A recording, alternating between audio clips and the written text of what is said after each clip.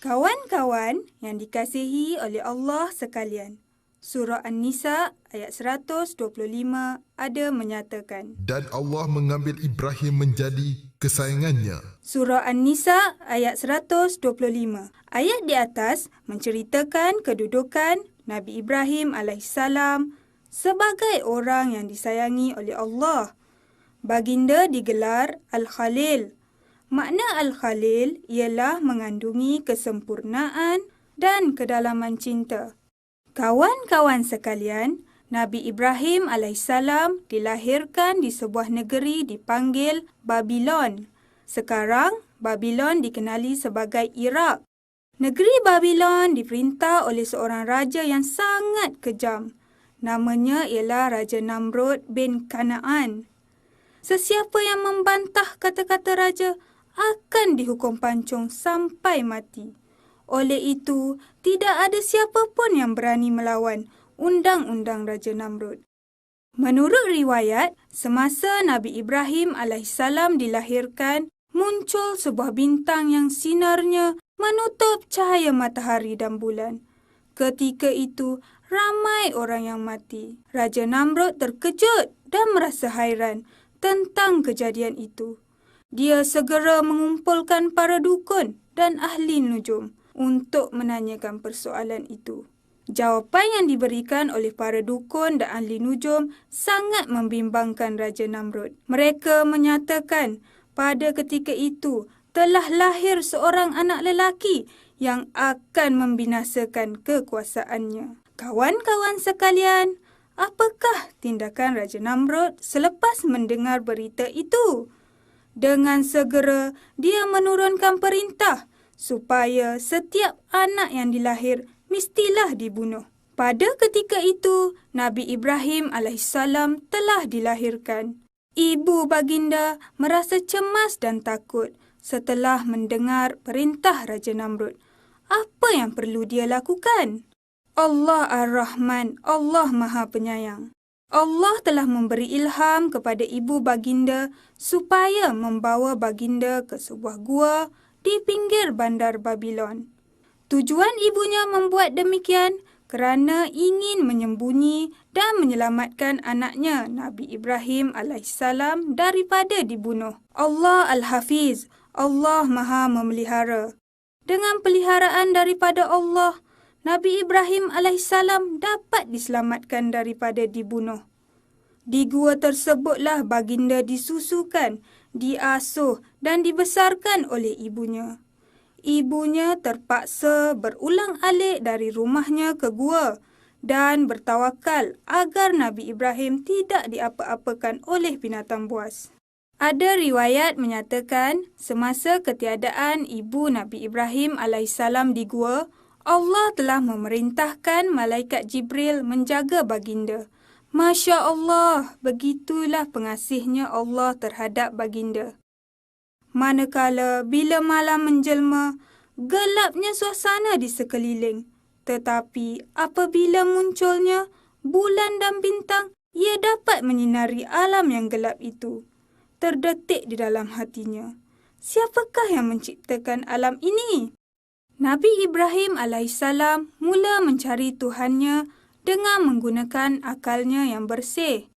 Peristiwa baginda mencari Tuhan terdapat dalam surah Al-An'am ayat 75 hingga 79 yang bermaksud, Ketika malam telah menjadi gelap, ia melihat sebuah bintang, yakni lalu dia berkata, Inilah Tuhanku.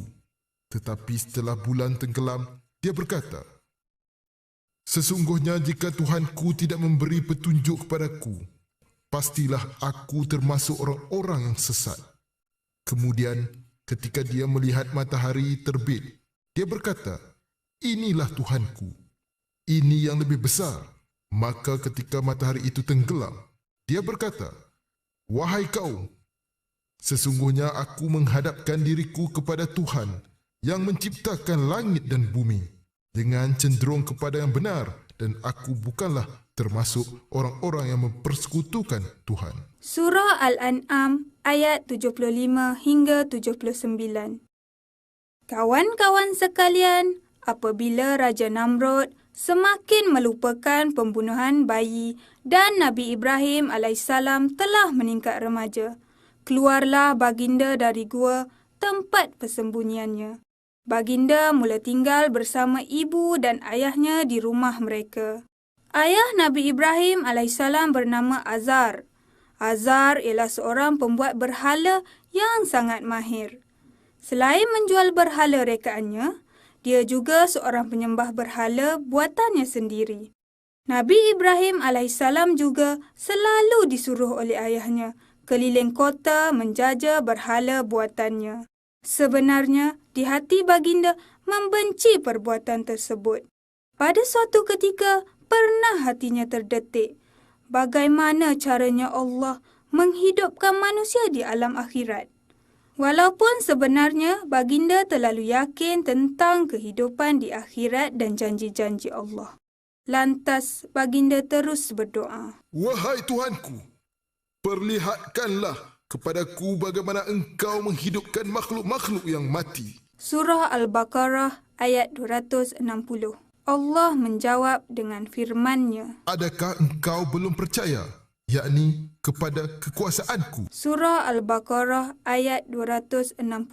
Berkata Nabi Ibrahim alaihissalam lagi. Bahkan, yakni aku percaya dan yakin. Akan tetapi, yakni aku memohon yang demikian ialah supaya tentram hatiku. Surah Al-Baqarah ayat 260. Allah memperkenankan permohonan Nabi Ibrahim alaihissalam, lalu memerintahkan Nabi Ibrahim menangkap 4 ekor burung. Setelah itu, Nabi Ibrahim dikehendaki memotong dan menceraikan tiap-tiap anggota badan burung supaya Nabi Ibrahim dapat melihat sendiri bagaimana cara burung itu dihidupkan dan bernyawa kembali oleh Allah Subhanahu Wa Taala. Tubuh 4 ekor burung yang sudah hancur itu dibahagikan kepada 4 bahagian pula. Setiap bahagian diletakkan di atas puncak setiap bukit dari 4 bukit yang letaknya berjauhan di antara satu dengan yang lain. Sesudah selesai semuanya itu, Nabi Ibrahim diperintahkan supaya memanggil 4 ekor burung yang telah hancur lumat itu. Dengan izin Allah dan kekuasaannya, datanglah berterbangan 4 ekor burung itu seperti burung-burung yang asal. Tidak ada beza sedikit pun. Betapa puas dan gembira hati Nabi Ibrahim alaihissalam melihat kekuasaan Allah Subhanahu Wa Taala yang terjadi di hadapannya. Kawan-kawan sekalian, setelah Nabi Ibrahim dilantik sebagai Rasul untuk memimpin kaumnya ke jalan yang diredai Allah, orang pertama yang diseru beriman ialah ayahnya yang sangat dikasihi. Baginda dengan hormat dan sopan mengajak ayahnya supaya menyembah Allah yang Maha Esa. Nabi Ibrahim bertanya dengan lemah lembut, seperti dalam surah Maryam ayat 42 hingga 43. Wahai ayahku, mengapa ayah menyembah benda yang tidak mendengar dan tidak melihat, serta tidak dapat menolongmu sedikit pun? Wahai ayahku, sesungguhnya telah datang kepadaku ilmu pengetahuan yang tidak pernah datang kepadamu. Oleh itu, ikutlah daku. Aku akan memimpinmu ke jalan yang betul. Muka ayah Nabi Ibrahim alaihissalam tiba-tiba menjadi merah kerana sangat marah. Ayahnya memaki hamun baginda dengan kata-kata yang sangat kasar, lalu dihalaunya baginda dari rumahnya. Malah, ayahnya juga tidak mengaku Nabi Ibrahim sebagai anaknya lagi. Nabi Ibrahim alaihissalam pergi menemui kaumnya yang sedang menyembah berhala-berhala yang mereka cipta sendiri. Di situ telah terjadi soal jawab di antara baginda dan kaumnya. Apakah hakikatnya patung-patung ini yang kamu bersungguh-sungguh memujanya? Surah Al-Anbiya ayat 52. Mereka menjawab, Kami dapati datuk nenek kami selalu menyembahnya. Surah Al-Anbiya ayat 53. Lalu baginda berkata, Sesungguhnya kami dan datuk nenek kamu adalah dalam kesesatan yang nyata. Surah Al-Anbiya ayat 54. Semenjak daripada itu, Nabi Ibrahim sentiasa berdakwah kepada kaumnya. Baginda berdakwah dengan cara mengajak kaumnya berfikir akan kebesaran dan kekuasaan Allah. Kawan-kawan sekalian, menurut riwayat, pada setiap tahun telah menjadi kebiasaan kaum Nabi Ibrahim alaihissalam mengadakan suatu hari raya yang besar. Di hari besar itu, semua penduduk pun keluar meninggalkan kota kerana hendak pergi berburu. Nabi Ibrahim alaihissalam turut diajak bersama-sama mereka untuk meraihkan hari perayaan tersebut. Tetapi Nabi Ibrahim alaihissalam menolak dengan memberi alasan yang baginda sakit. Sesungguhnya aku merasa sakit, yakni tidak dapat turut berhari raya sama. Surah As-Safat ayat 89. Mereka pun meninggalkan Nabi Ibrahim sendirian. Baginda telah membuat keputusan menghancurkan berhala-berhala tersebut. Baginda tidak menghancurkan berhala yang paling besar. Pada berhala yang paling besar itu diletakkan sebilah kapak. Siapakah yang melakukan perbuatan yang demikian terhadap Tuhan-Tuhan kami? Sesungguhnya adalah ia dari orang-orang zalim. Puas mereka berbincang dan berfikir, siapakah yang melakukan semua itu? Akhirnya, mereka bersepakat menuduh Nabi Ibrahim alaihissalam yang memusnahkan berhala-berhala mereka. Ini kerana hanya baginda seorang sahaja yang tidak keluar berburu. Nabi Ibrahim dicari lalu ditangkap. Di hadapan orang ramai, Nabi Ibrahim alaihissalam disoal siasat. Engkaukah yang melakukan demikian kepada Tuhan-Tuhan kami, wahai Ibrahim? Surah Al-Anbiya ayat 62. Nabi Ibrahim dengan tegas dan berani menjawab, Yakni tidak. Bahkan yang melakukannya ialah yang besar, yakni berhala di antara mereka ini. Maka bertanyalah kamu kepada mereka kalau mereka dapat berkata-kata. Surah Al-Anbiya ayat 62. Kaum Nabi Ibrahim terdiam dan berpandangan di antara satu sama lain. Oleh itu, mereka mencari sebuah tanah lapang, keras dan licin bagi tempat pembakaran. Tidak kira tua, muda, kecil dan besar, semuanya sibuk mengumpulkan kayu api sehingga setinggi bukit. Ada juga riwayat yang menyatakan semua binatang yang hidup di daratan berusaha untuk memadamkan api yang membakar Nabi Ibrahim alaihissalam, kecuali cicak. Pada saat itu, Nabi Ibrahim alaihissalam hanya bertawakal dan berdoa kepada Allah. Cukuplah Allah sebagai penolong kami dan Allah adalah sebaik-baik pelindung. Wahai api, jadilah engkau dingin dan keselamatan bagi Ibrahim. Surah Al-Anbiya ayat 69. Kawan-kawan sekalian, akhirnya selamatlah Nabi Ibrahim alaihissalam dengan pertolongan dari Allah. Usaha yang dilakukan oleh kaumnya yang kafir itu menemui kegagalan. Selepas kejadian itu, semakin ramailah pengikut Nabi Ibrahim alaihissalam. Nabi Ibrahim alaihissalam dipanggil menghadapnya. Lalu Raja Namrud dengan angkuhnya berkata, Apakah ada Tuhan selain aku? Akulah yang patut disembah. Hukum yang aku tetapkan pasti berlaku.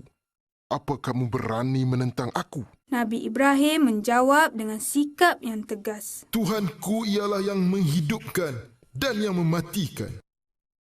Aku juga boleh menghidupkan dan mematikan. Surah Al-Baqarah ayat 258.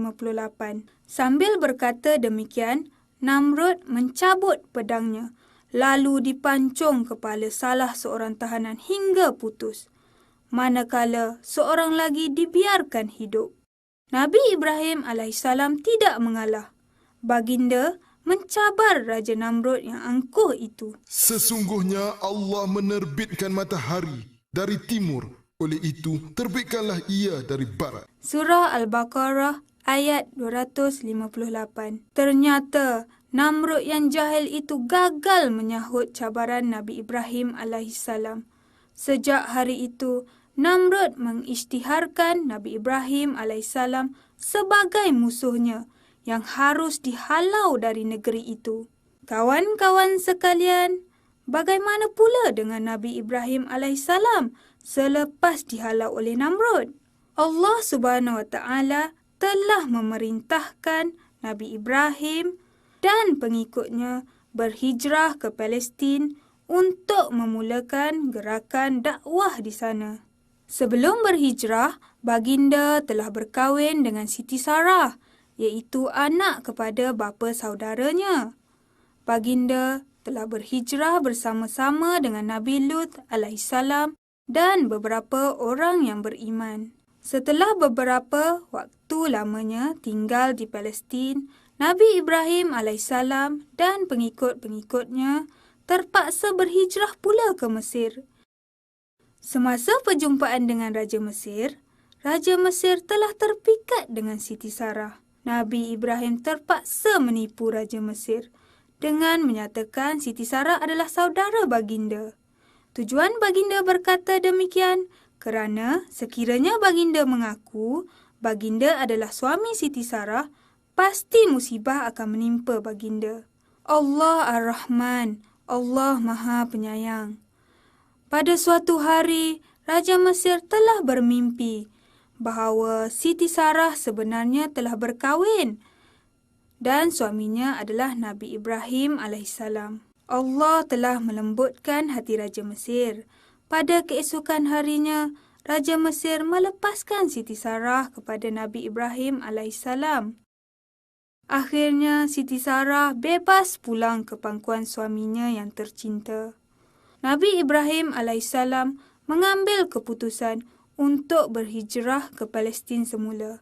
Sejak itu, Palestin menjadi tempat tinggal tetapnya dan menjadi tanah airnya sendiri. Selepas penghidupan mereka sebagai suami isteri, mereka tidak mempunyai anak. Siti Sarah seakan-akan tahu apa yang tersirat di dalam hati suaminya itu. Oleh yang demikian, Siti Sarah mencadangkan supaya Nabi Ibrahim alaihissalam berkahwin dengan Siti Hajar, iaitu hamba yang dihadiahkan oleh Raja Mesir kepada mereka. Tidak berapa lama selepas perkahwinan Nabi Ibrahim dengan Siti Hajar, Allah telah memakbulkan doa Nabi Ibrahim dengan mengurniakan kepadanya seorang anak lelaki yang dinamakan Ismail. Beberapa tahun selepas kelahiran Nabi Ismail alaihissalam, Allah memberikan kabar gembira melalui malaikatnya bahawa baginda akan dikurniakan seorang lagi anak lelaki, iaitu Ishak, yang juga berpangkat Nabi. Ishak tidak dilahirkan oleh Siti Hajar, tetapi Siti Sarah. Masya Allah, maha berkuasanya Allah. Sesungguhnya, sebelum ini Siti Sarah tidak boleh mengandung. Tetapi dengan kekuasaannya, Siti Sarah dapat melahirkan anak walaupun usianya telah lanjut.